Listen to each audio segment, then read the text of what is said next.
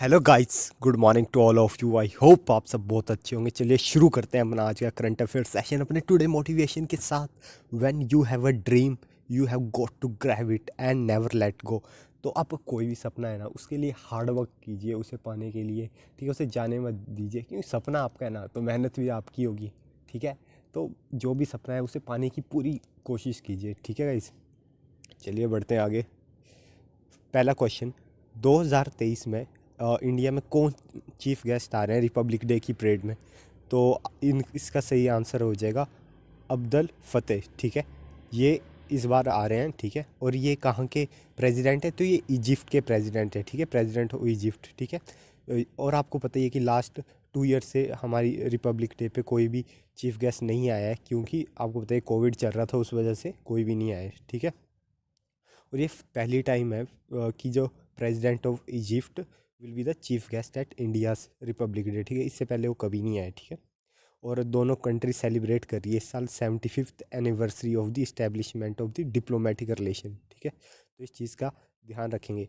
और Egypt has been invited as a guest country during India presidency of G20 in 2022 and 20। ठीक है, अब्दुल फतेह एक ये फॉर्मर आर्मी ऑफिसर रह चुके हैं। ठीक है, इसके अलावा इन्होंने 2014 में भी प्रेसिडेंट की इलेक्शन जीते हैं और 2018 में भी। ठीक है, और लास्ट फॉरेन चीफ गेस्ट जो इंडिया में आए थे वो थे ब्राज़ील के प्रेसिडेंट जैर बोल्सोनारो, और ये आए थे 2020 में। उसके बाद 2 साल कोई भी मतलब चीफ गेस्ट नहीं आया, ना 2021 में ना 2022 में। ठीक है, और कैपिटल क्या हो जाएगी इजिप्ट की? तो कैरियो कैपिटल है। ठीक है, और आपकी करेंसी वहाँ चलती है पौंड। ठीक है, तो बस इतना सा ध्यान रखेंगे। और ये आप फोटो में देख सकते हैं, इजिप्ट के प्रेसिडेंट है ये। ठीक है, तो ध्यान रखिएगा, ये क्वेश्चन बन सकता है एग्जाम में।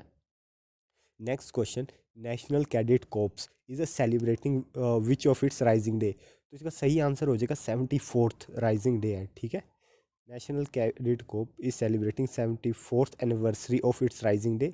ये लार्जेस्ट यूनिफॉर्म यूथ ऑर्गेनाइजेशन है वर्ल्ड की, जो कि राइज करी गई थी 1948 में। ठीक है, तो इस चीज़ का आप ध्यान रखेंगे। NCC provide unique opportunity to the youth for the self development.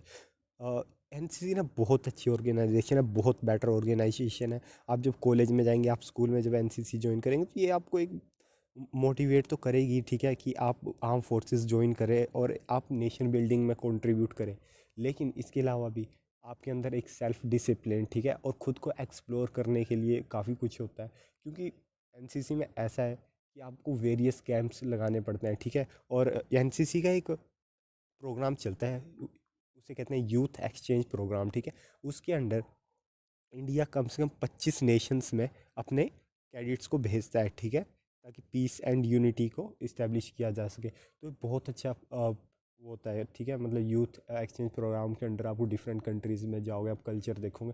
उसके अलावा भी एनसीसी बहुत सारे कैंप्स ऑर्गेनाइज करता है ऑल ओवर इंडिया। जैसे उसमें रिपब्लिक डे कैंप होता है, जहाँ पे बच्चे चलते हैं। आपने देखा ही होगा कि 26 जनवरी में रिपब्लिक डे परेड में लास्ट में एनसीसी और एनएसएस के बच्चे भी चलते हैं। ठीक है, तो ये चीज़ें हैं कि मतलब काफ़ी आपको खुद को एक्सप्लोर करने को मिलता है। इसके अलावा जैसे कि आर्म फोर्सेस के 3 विंग हैं। ठीक है, हमारे कि Indian army, Indian air force, Indian navy, वैसे ही एनसीसी के भी 3 विंग है। ठीक है, नेवल, आर्मी और एयरफोर्स। तो इस चीज़ का आप ध्यान रखेंगे। ठीक है, एनसीसी का 74th राइजिंग डे है। ठीक है, और एनसीसी का मोटो क्या है?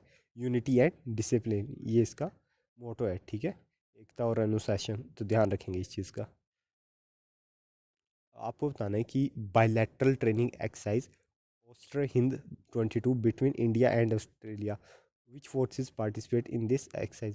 तो बहुत बार ऐसा होता है कि आपको कंट्री का नाम बता देंगे कि हाँ इंडिया और ऑस्ट्रेलिया ये दोनों पार्टिसिपेट कर रहे हैं, एक्सरसाइज का नाम भी बता देंगे और कई बार प्लेस भी बता देंगे। लेकिन पूछ लेंगे ये किसकी एक्सरसाइज है, ये क्या आर्मी पार्टिसिपेट करती है, नेवी करती है, ये एयरफोर्स, या तीनों ही करती है? तो इस क्वेश्चन का आंसर है ये है ऑस्ट्रो हिंद है, आर्मीज़ की एक्सरसाइज है, इंडियन आर्मी और ऑस्ट्रेलियन आर्मी की। ठीक है, बायलैटरल ट्रेनिंग एक्सरसाइज है Austro Hind 22 between contingent of Indian army and Australian army. और ये होगी कहाँ पे? ये होगी महाजन फील्ड फायरिंग रेंज, राजस्थान में। ठीक है, और आज से ये 11 दिसंबर तक चलने वाली है। ठीक है, first exercise in the series of Austro Hind with the participation of all arms. ठीक है, ध्यान रखिए। Exercise Austro Hind will be yearly event that will be conducted alternatively in India and Australia. ठीक है, इसका एम है एक्सरसाइज का, ताकि बिल्ड किया जाए एक पॉजिटिव मिलिट्री रिलेशन, ठीक है, दोनों मिलिट्रीज के बीच, और ताकि बेस्ट प्रैक्टिसेस बाहर निकल के आए, और हम प्रमोट करें ability to operate together while undertaking multi domain operation in semi desert terrain under a UN peace enforcement mandate, ठीक है, तो ध्यान रखेंगे। ये देख सकते हैं आप फोटो में भी, India Australia hold joint military exercise, ठीक है, एक्सरसाइज ओस्टर हिंद।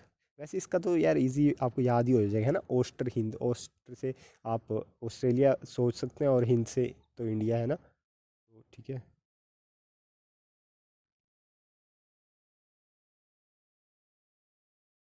चलिए गाइस, बढ़ते हैं आगे। Next question, Vikram Gokhale pass away at 77 इन पुणे। आपको बताना है विक्रम गोखले कौन सी फील्ड से बिलोंग करते थे, वो एक्टर थे, पॉलिटिशियन थे, या डायरेक्टर थे? तो सही आंसर है वो एक एक्टर थे, ठीक है, और मराठी टीवी सीरियल्स और मराठी मूवीज़ ने उन्होंने बहुत काम किया है, लगभग 50 साल तक उन्होंने, ठीक है, और उन्होंने थिएटर, टीवी और सिनेमा तीनों मीडिया में काम किया हुआ है, ठीक है, तो इतना आप ध्यान रखेंगे। और ये इनकी फ़ोटो शायद आपने कभी देखा होगा इन्हें मूवीज़ में। चलिए बढ़ते हैं आगे। Ministry of textile will give away Shilp Guru and national award to master craftsman for the year, for which year? तो हाल ही में आपको बताना है कि जो मास्टर ऑफ क्राफ्ट्समैन मतलब अवार्ड दिए जाएंगे, ठीक है, शिल्प गुरु जो अवार्ड है वो कौन से ईयर के लिए दिया जा रहा है? तो इसका सही आंसर हो जाएगा ऑल ऑफ दी अबव, 2017, 2018 और 2019। हमने आपको पता है साहित्य कला अकेडमी को अवार्ड भी डिस्कस किया है ना, तो ये दिया जाएगा 2017, 18 और 19, ठीक है, कहाँ पे? न्यू दिल्ली में दिया जाएगा, ठीक है, और vice president Jagdeep Dhankhar chief guest होंगे, ठीक है, अवार्ड सेरेमनी में, ठीक है। और the office of the development commissioner handicraft has been implementing the scheme of national award for master craft person since 1965, ठीक है, since Guru award was introduce इन, जो ये आपके नेशनल अवार्ड थे ना मास्टर क्राफ्ट्समैन को, ये तो 1965 से दिए जा रहे हैं, लेकिन जो ये शिल्प गुरु अवार्ड है ये 2002 से दिए जा रहे हैं, ठीक है। कई बार आपसे ऐसी क्वेश्चन पूछ लेगा कि शिल्प गुरु अवार्ड किस चीज़ से रिलेटेड है, तो ये भी बात ऐसे भी क्वेश्चन बनते हैं, ठीक है, तो ये ध्यान रखिएगा ये रिलेटेड है मास्टर क्राफ्ट पर्सन, ठीक है, तो इतना आपको ध्यान रखना है। These awards are being conferred every year to legendary master craft person of handicraft, ठीक है, whose work have contributed to the preservation of rich and diverse craft heritage of the country। आपको तो कभी भी कोई भी जितने भी अवार्ड दिए जाते हैं इन सबका ऑब्जेक्टिव पता है क्या है? बस इतना सा ऑब्जेक्टिव होता है कि रिकॉग्निशन मिले टू आउटस्टैंडिंग परफॉर्मेंस, ठीक है, जो मतलब कि जिस भी हम अवार्ड इसीलिए दिए जाते हैं कि जो भी मतलब किसी भी फील्ड में आउटस्टैंडिंग है, ठीक है, तो उनकी जो परफॉर्मेंस है ना उसे एक रिकॉग्निशन मिले, ताकि वो और बेटर कर सकें, इसीलिए मेनली अवार्ड्स दिए जाते हैं, ठीक है। नेक्स्ट क्वेश्चन, इसरो ने कौन सी मिसाइल लॉन्च करी है आपको बताना है हाल ही में? तो इसका सही आंसर हो जाएगा PSLV-C54, ठीक है, इसरो ने सक्सेसफुली लॉन्च कर दी है। इंडिया और भूटान ने दोनों ने डेवलप करी थी PSLV-C54 रॉकेट, ठीक है, और ये लॉन्च कहाँ से किया है? तो ये लॉन्च किया है सतीश धवन स्पेस सेंटर, कहाँ पे है? जो कि श्रीहरिकोटा आंध्र प्रदेश में, तो ये भी आपको ध्यान रखना है, ठीक है। और इंडिया और भूटान ने मिल के इस सैटेलाइट को डेवलप किया था, ठीक है, तो इस चीज़ का आप ध्यान रखेंगे। और इंडिया ने टोटल 9 मिसाइल्स भेजी है, ठीक है, तो इसमें एक है Indo French ocean observation satellite EOS-6, और इसके अलावा 8 छोटी सैटेलाइट भी भेजी है, ठीक है, 9 सैटेलाइट इसरो ने लॉन्च करी है, ठीक है। PSLV-C54 mission has successfully placed all 9 satellite in orbit, ठीक है, आप ये देख सकते हैं। नेक्स्ट क्वेश्चन, कौन सी स्टेट ने लॉन्च किया हर घर गंगा जल प्रोजेक्ट इन राजगीर? तो इसका सही आंसर हो जाएगा आपका बिहार।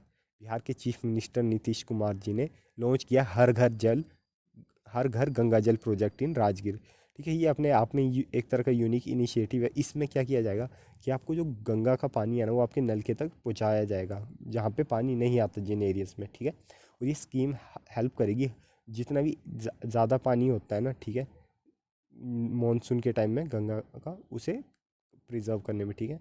और वाटर को स्टोर किया जाएगा रिजर्व इन राजगीर एंड गया में, ठीक है। ये जो हर घर गंगा जल स्कीम है ना, is a part of Bihar government जल जीवन हरियाली स्कीम। जो तो उनकी कोई स्कीम चलती होगी बिहार में पहले की, जल जीवन हरियाली स्कीम, उस स्कीम के अंडर ये इनिशिएटिव है, ठीक है। हर घर गंगा जल, तो इतना ध्यान रखिएगा, हर घर गंगा जल आएगा तो बिहार वहाँ पे आपका आंसर होना चाहिए, ठीक है। ये देख सकते हैं आप, हर घर जल योजना। Next question, cleanathon to be organise at which beach. तो ये इसका सही आंसर हो जाएगा मिरामर बीच, ठीक है। Cleanathon is being organise at the Miramar beach, ठीक है। और इस इवेंट में कोलैबोरेट किया है गवर्नमेंट ऑफ गोवा ने, ठीक है। IFFI चल रहा है गोवा में, ठीक है।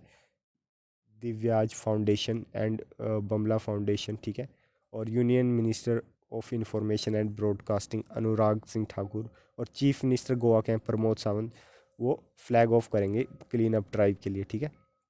ये जो क्लीन अप मिशन है ना, ये रिफ्लेक्शन है प्राइम मिनिस्टर नरेंद्र मोदी का विजन एंड मिशन है उनका, स्वच्छ सागर और सुरक्षित सागर, ठीक है। तो ये गवर्नमेंट ऑफ इंडिया का इनिशिएटिव है, स्वच्छ सागर एंड सुरक्षित सागर, ठीक है।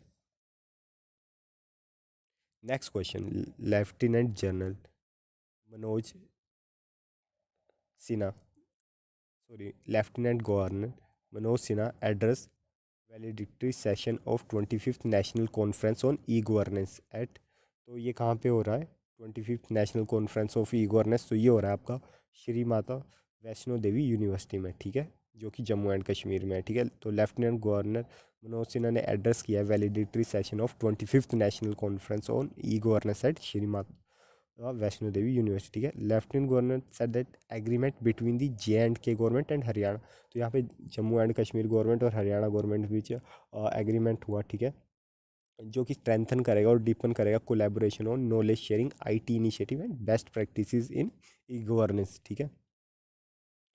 So guys, thanks for watching the video, ठीक है। और शेयरिंग इज़ केयरिंग यार, कर सकते हो शेयर अगर आपको लेक्चर अच्छा लगता है तो, ठीक है।